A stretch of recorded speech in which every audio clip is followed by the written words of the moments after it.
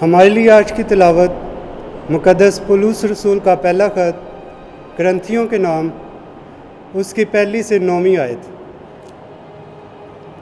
और ऐ भाइयों, मैं तुमसे यूँ ना बोल सका जैसे रूहानियों से, बल्कि जैसे जिस्मानियों से, और जैसे मसीह में छोटे बच्चों से।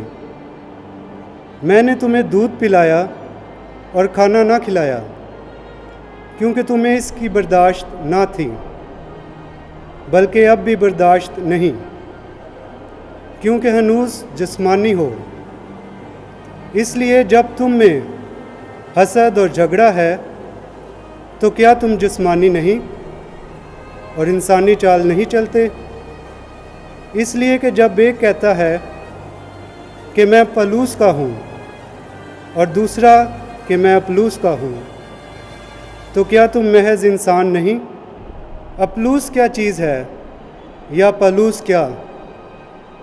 खादम हैं जिनके वसीले से तुमने ईमान पाया है, और हर एक को जैसे कि खुदा ने बख्शा है। मैंने लगाया, अपुल्लोस ने सींचा, मगर बढ़ाया खुदा ने। पस न लगाने वाला कुछ चीज़ है, न सींचने वाला, मगर खुदा जो बढ़ाने वाला है।